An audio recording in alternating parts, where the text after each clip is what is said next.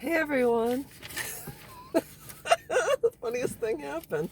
So I make these videos according to my life experience, blah, blah, blah. And made a video yesterday called Karma. Um, it was named Karma. I don't remember the rest of it. But this is going to be titled My Ex's Future Ex. I'll tell you why. I want to... yesterday when I talked about, my ex-husband and the fact that he's with someone now who's controlling and whatever the case was, it touched on it a little, and I also touched on other things. But I want to talk about what happens when you get a divorce. And I took a bunch of notes, so I'm going to be referring to them today. But what happens when you get divorced is, I think, one of the greatest and most anxiety-ridden situations in your separation is when your current ex chooses to start dating. Yeah. Normally it's when your kids are around and your kids are going to be introduced to new people that you don't know, that you don't have control over, and so on and so forth. So I remember we separated. I don't remember the year because this is so long ago. And within 6 months he came back and he wanted to still be together. And I said no. I was certain of what I wanted, and thank God I had a voice, a minute little voice at that moment. And I said no. He had eventually met someone new, and the only thing I ever asked my kids were, is she nice? Is she nice to you? Because that's all I ever cared about. And then I said to him, I said, it's important we meet. If my girls are going to be, she's going to be significant to them, and, it'd be a good idea that we meet. Because I don't know, I think it's a good idea.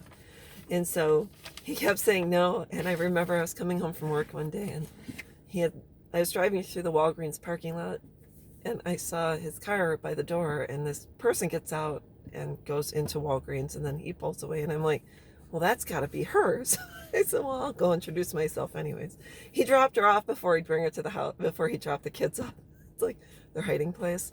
So anyways, I walked in and I said, hi. So, I know, that I just wanted to introduce myself. I'm, so-and-so's mom and whatever. And I don't think she really knew what to do. And then all of a sudden he walks into Walgreens and he says, he said to her, I told you not to talk with her, or something like that. And she walked away. She put her head down and walked away. Oh, this is going to be interesting. But up until he came up, everything was hung. Yeah. I just wanted to say hi. I wasn't looking to cause trouble because I didn't want him. So they ended up getting married and blah, blah, blah. But I'm going to kind of talk about what my experience was with their situation and what happened from when my kids went to their house and came back. But like I said, we were separated and took a while to get divorced. But initially, for the first 8 months of our separation, he didn't see the kids. And then I told the lawyer he has to keep them. He has to have visitation or custody or whatever. So it was every other weekend, and then it was supposed to be 1 weekend a month. Then he got married and they lived together, and he told me I can only come one Saturday a month and I said, well, you're living with her, why don't you just pick up the kids Friday and then whatever. Well, she doesn't want him here. Okay. And then he had gone to war and came back, and he didn't really get the kids because he was getting ready for his wedding. So anyways, so just to fill that in, so my girls would go over there once a month and come home and, oh, they're always asking about you. What are they asking about? And, I was like, what? Oh, what do you do? They ask what you do and who you spend time with and who comes to the house. And I'm like, well, I don't ask what they do, so why are they asking about what I do? And so, and the kids would come home and say, we don't want to go there because she had a son who lived at home still, and there were no boundaries with him. So they said we weren't even done with our food, and he'd pick up our food and take it, the dish to the sink, and we do what he wants, and he interrupts, and we don't have time alone with Dad. And I'm like, well, you got to talk to him. So they didn't even want to go there. The 1 day a month they had with it was like, oh, okay. So anyways, then after our kids left, they went and created a fake Facebook profile, which was the name of Walter Smith, and there was a lighthouse as the main profile picture. But they went and, because my Facebook was open, they went and found all of my Facebook friends and messaged all of my Facebook friends about how I abused my kids and I starved them and whatever the case may be. So that's what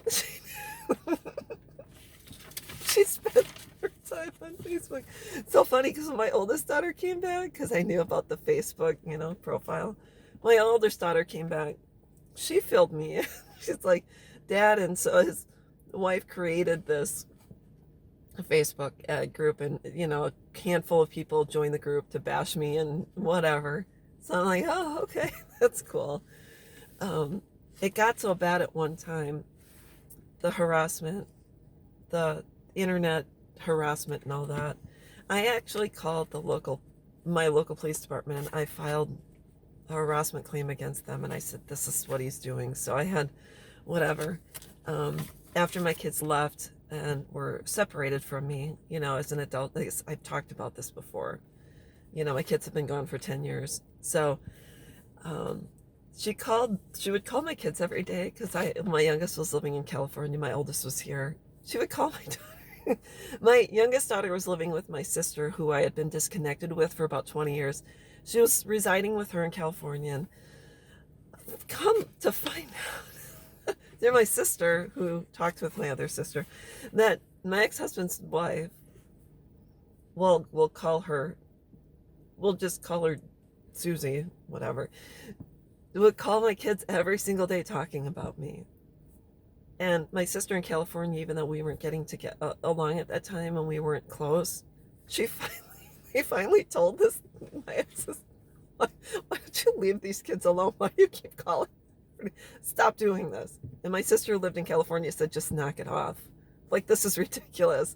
And I got email exchanges from my one sister. I saw the email exchanges from ex-husband's, wife, whatever. It just went on and a whole bunch of things. I said, at one point, I said, if you were so happily married to my ex-husband, why y'all focused on me and making a fake Facebook profile? Wouldn't you rather make love with him than war with me? I think it's so funny. It's funny because when I made my my video about karma, I saw the comments. I printed them out, so it's kind of like she owes me for ink and paper. But one of the comments, her name is Susie K. It's since been removed. Why do you continue to talk about your ex-husband that you divorced a long time ago and haven't talked to in a long time either? I don't want to talk to him. I blocked him. That's why I divorced him, so I don't have to. It's interesting, most of the stuff you talk about him is lies. If you want to be grammatically correct, it's our lies, not is lies. And that's not true. Everything I say is true. Anyways, and then the next thing, she commented again, taking time to make 2 comments. How can you use stuff your kids said when they were at a young age, when they were younger? I'm going to correct your... And now they're adults and don't talk to you. Well, that's no secret. I've talked about that. My kids don't talk to me and haven't for 10 years. Well, youngest for 10 years, the oldest on and on. So his wife was telling him to eat healthy food, and you say that's controlling. Well, he's an adult. Can't he eat whatever he wants? Really? Because he's not allowed to eat certain foods or go to Starbucks, so he had to sneak behind your back to take my kids to McDonald's to get him a frappe or frappuccino. Yeah. Seems like he's actually happy in a happy and loving marriage. Now, well, if that's the case, if you were so happy, why were you both focused on me, and why, when I checked the tax records, he's still not on the deed of your home, and you've been married 10 years, or he's not on the tax bill, which means he's probably not on the deed, which probably means he's not on the house, which probably means the house is yours. You probably have a prenup, so you can't have it. You also say, so sad that you're focused on something. from a long time ago, seems like you're a pretty miserable person. Actually, no. Um, I'm not a miserable person. I'm actually very happy. And a couple of things that you have to realize when you're dealing with your ex, and what you will go through in your situation. The thing about when you get divorced, and if you're dealing with your ex-husband's or ex-wife's new partner and they hate you, well, they hate you for a couple of reasons. Number one, they're either jealous of you or they realize the garbage you took out, they took into their house, and now that garbage, your ex, resides within their home. And they might not realize it right away because they're in love, and love is fun and whatever. It's the best thing in my life. But all of a sudden, they realize that that your trash is in there through your ex. Now they're pissed off at you because had you just kept your ex, they wouldn't have been stuck. I said, what else did I write down? What else did I write down? It's so funny. That's the one thing. I said, the funny thing is when it came down to it, when I'm talking about my ex and his wife, they're worried about image. He was always so worried about his image. So he married the same person, worried about your image. And had I not struck a chord with her, because she obviously knows me, talks about now that my kids don't talk to you, and she says, seems like he's actually in a happy and loving marriage. Seems like Jeffrey Dahmer seemed like a nice person, and so did Ted Bundy, but it didn't mean they were nice people.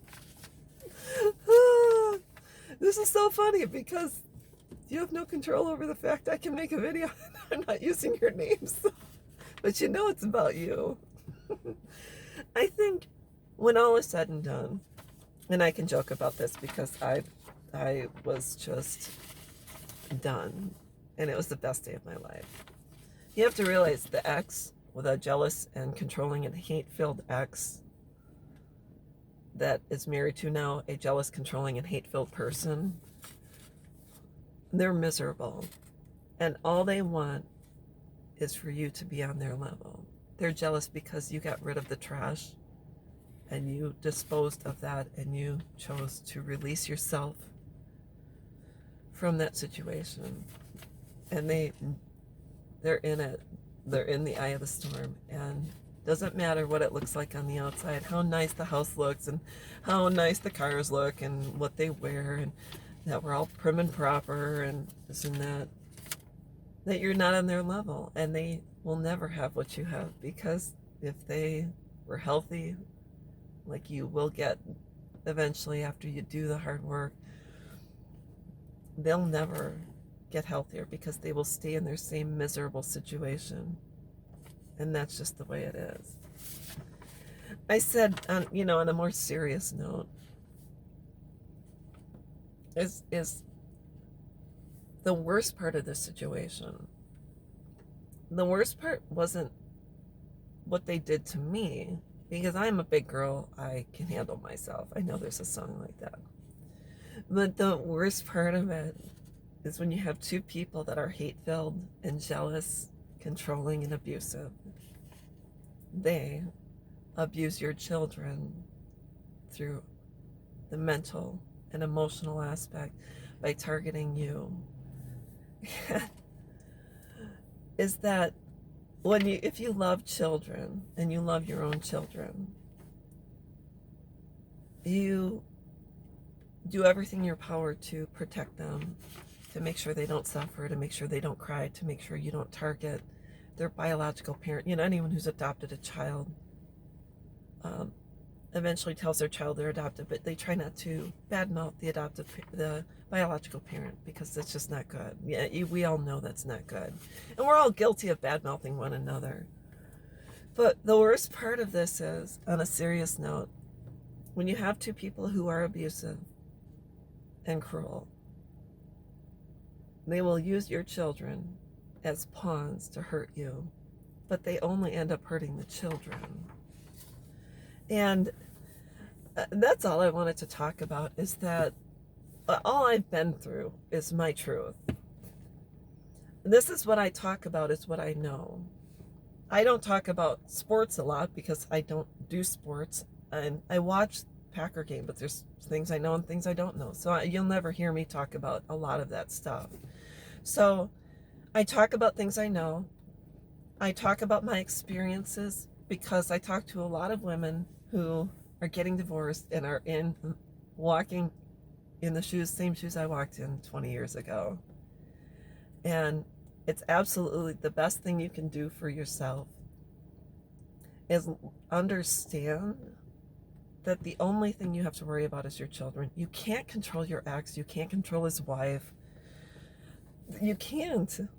People have the right to do what they want. All I know is that I had to choose to make my life a better place for me, whether I was single, whether my children are around, whether, I was with or without someone else. All I know is that I had to remove myself from being a target of their afflictions, not their affections. I had to remove myself from the situation, and there's nothing I could do because the courts don't take children away because the parents don't get along or someone's on the internet or someone's saying something. So to make the best of a given situation, your only thing you can do is create your own life, protect yourself by simply removing yourself from the situation, by simply refusing to get involved, refusing to be a part of it. And the most important thing, when I was talking to my tattoo artist a while ago, I said, well, this is what's going on. He said, quit fueling the fire and the fire will go out. So although I make these videos, I make a lot of them, just from my experience and to be informative and this and that. All I know is that I no longer live in the situation, so I can actually laugh about certain aspects of it and the bizarre things that happen.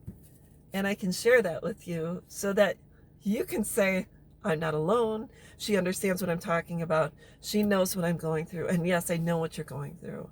And the sooner you get a hold of it and you set a healthy boundary between you and your ex, and you stop communicating with them but through emails. You always want to have documented, communication. You can get someone as a go-between, someone that is nonpartisan, someone that is non-partial, whatever. Someone that can communicate between the two of you so you no longer have to do it. That's all I wanted to talk about. So that's what you might go through when it comes to when you get divorced and they meet someone else. And if you're, once again, like I said before, once you are married to an abuser, they go on to their next target or they become a target. And what they do is they meet someone else and they recruit that person to be in their army so they can fight a war against you. And the more people they have on their side, the better. But over time, it becomes less and less. And over time, people will say, I'm exhausted. I don't want to do this anymore. I really don't want to hear about your situation. So you'll see that there are very few people in an abusive and hate-filled person's corner. And that's all I know. So I hope this video helps. I wrote a bunch of things down, and sorry, So anyway, so to this woman, Susie K, your name is Special K, because you're special. Just want to make this video.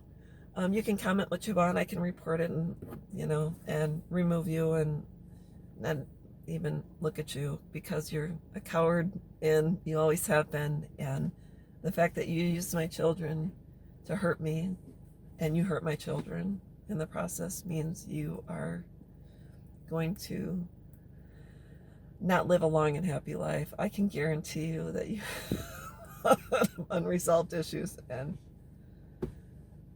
you should be probably focusing on yourself and trying to do whatever it takes to get peace in your life. So whatever. So that's all there is to it. So I hope you have a great day, and we will talk with you soon. Bye-bye.